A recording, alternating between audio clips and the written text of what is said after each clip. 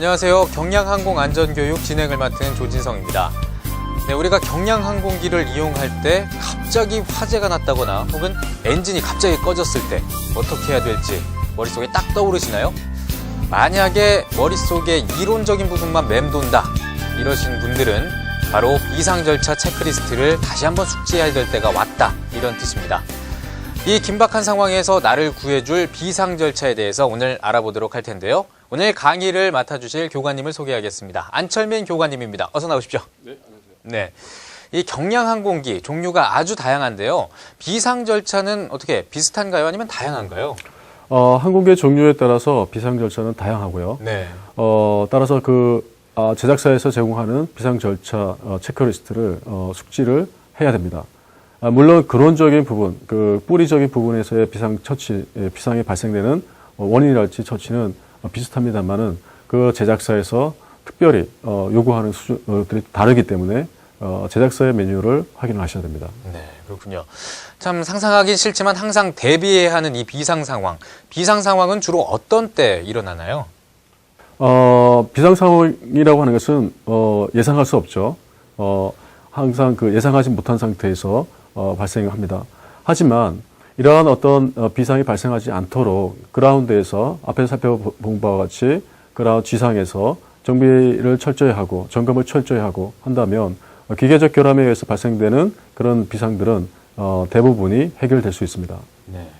이렇게 만약에 상황이 해결이 되지 않았을 때 이럴 때는 뭐 어떻게 대처를 해야 될까요? 일단 모든 비상에 대해서 근원적으로 해결하는 법칙이 있습니다. 그것은 일단 비상이 발생하게 되면 일단 자세를 안정시키는 것. 네. 예. 그리고 빨리 상황을 판단하는 거죠. 상황을 분석하고 판단하고 그래서 적절한 조치를 조치하는 것. 그리고 가능한 한 빨리 착륙하는 것. 이 세 가지 기본 원칙이 있습니다. 네, 그렇군요. 그렇다면 지금 말씀해 주신 이 세 가지 원칙을 지키지 않아서 비상 상황이 더 악화된 경우도 있나요? 네, 있습니다. 기본적으로 저고도에서 엔진이 꺼졌을 때 당황한 나머지 땡기게 되는 거죠. 컨트롤 스틱이 땡기게 되고 자세가 들리게 되고 AO가 커지게 되는 거죠.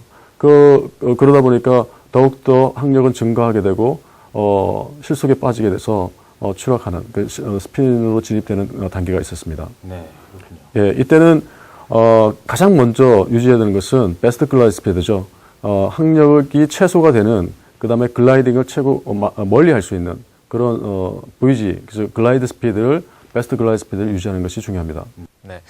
이 경량 항공기의 또 장점 중에 하나가 엔진이 꺼져도 안전하게 착륙할 수 있는 이 기능이 아닐까 싶은데요. 네, 맞습니다. 경량 항공기는 기본적으로 총 중량 600kg 이하입니다. 그래서 무게가 가볍기 때문에 요구되는 양력도 적게 되고 또 적은 실속 속도를 갖고 있습니다. 그래서 장거리로 활공이 가능하죠. 그러한 사례로 인해서 많은 안전하게 착륙했던 사례가 있습니다. 네. 네, 이 무동력 착륙이 이렇게 안전하게 이루어졌던 사례를 말씀해 주셨는데 그렇다면 직접 안철민 교관님께서 무동력 착륙을 보여주시겠습니다. 현장으로 가보시죠.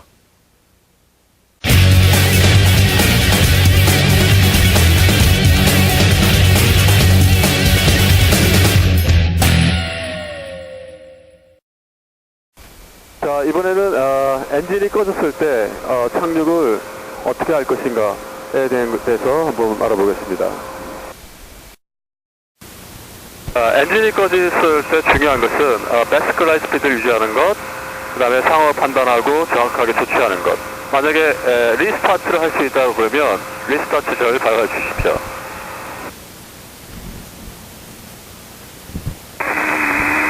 비상절차에 관계된 부분들은 각각의 항공기의 매뉴얼에 비상절차 매뉴얼을 숙지하시고요. 자, 장주 패턴을 유지하는 것도 장주 폭을 유지하는 것과 파이널에서 목축을 유지하는 것은 항상 엔진이 꺼져서 내가 안전하게 착륙할 수 있는 엔진이 꺼져도 안전하게 착륙할 수 있는 그러한 폭과 목축을 유지해야 됩니다. 자, 타워 테르마 찰리 062 all left down in full stop short approach. 자, 엔진이 꺼졌어요.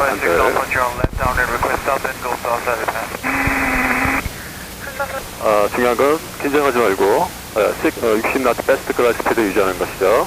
자세 안정시키고. 자, 목표 판단해서 베이스턴 시기를 조절해야 됩니다. 자, 착륙하고자 하는 지점을 확인하고요. 자, 목축이 약간 높습니다. 그죠?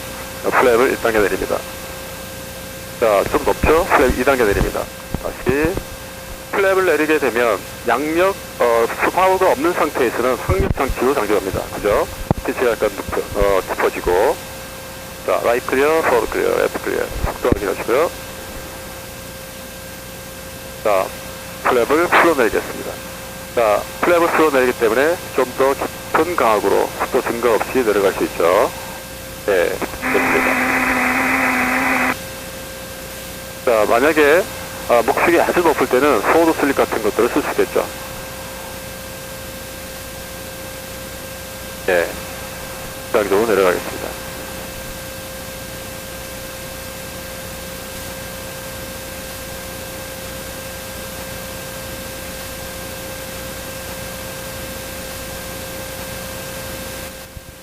예, 장전 완료했습니다. 다시.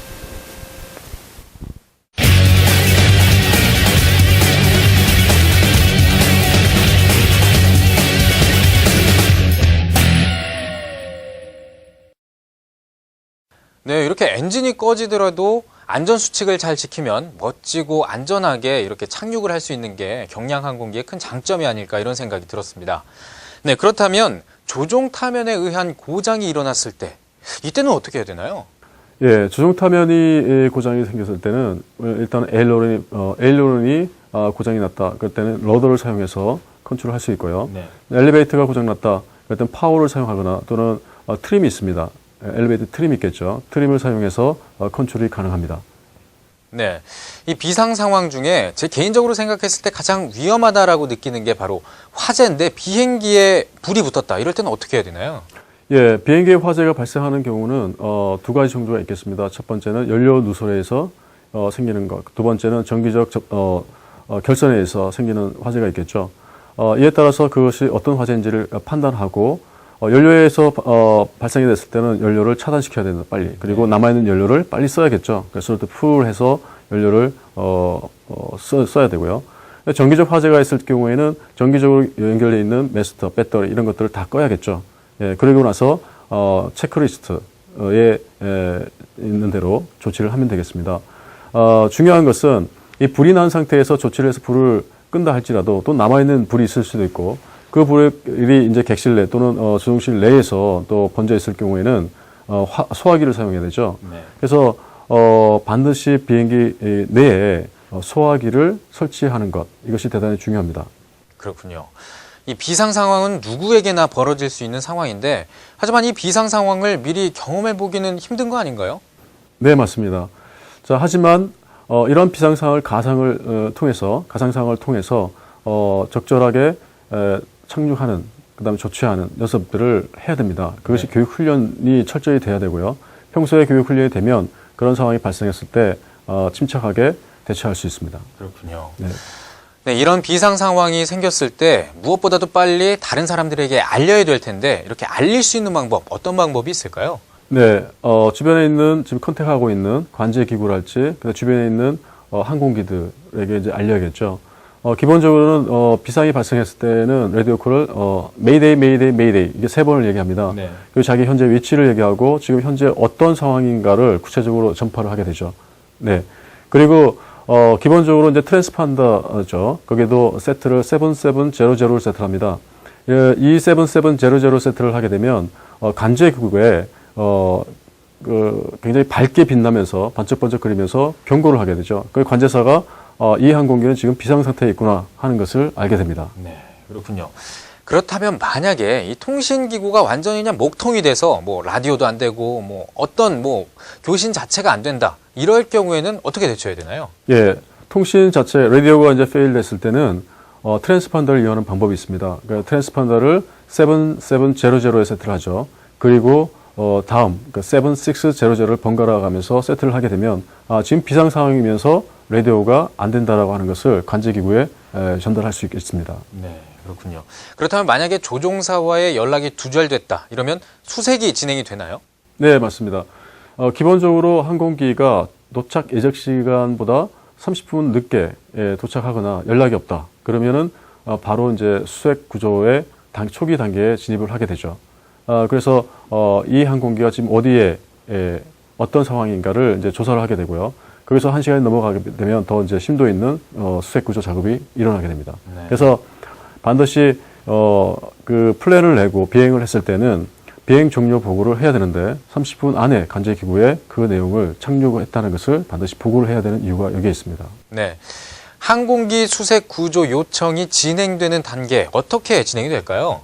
예, 세 단계로 나눕니다. 1단계는 이제 불확실한 단계, 두 번은 경보 단계, 전환 단계로 나눕니다. 처음에 이제 연락이 있어야 되는데 연락이 없는 그 시간이 30분이 지나게 되면 불확실한 단계에서 이제 수속 구조 준비를 하게 되죠. 항공기와 조종사의 상황이 상당히 심히 염려되는 단계죠. 그 단계가 경보 단계로 이제 진행이 되고요. 확실하게 전환이 된 상태다. 그래서 구조가 확실히 필요한 상태다 할 때가 이제 전환 단계가 됩니다. 네, 비상 상황이 닥쳤을 때 머릿속이 새하얘지기 쉬운데 이런 분들을 위해서 이것만큼은 기억해야 된다 이렇게 짚어주고 싶은 말씀이 있다면요?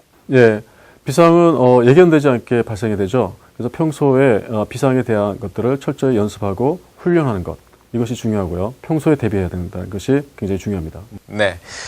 이 비상 절차에 닥쳤을 때 이 위기를 잘 벗어날 수 있도록 하는 것이 충분한 훈련과 연습이라는 거 다시 한번 기억해 주시기 바라고요. 나를 지키는 힘, 바로 비상 절차 체크리스트를 잘 숙지하는 일입니다. 꼭 기억해 주시기 바랍니다. 오늘 준비한 내용은 여기까지입니다. 교관님 고생 많으셨습니다. 네, 수고했습니다.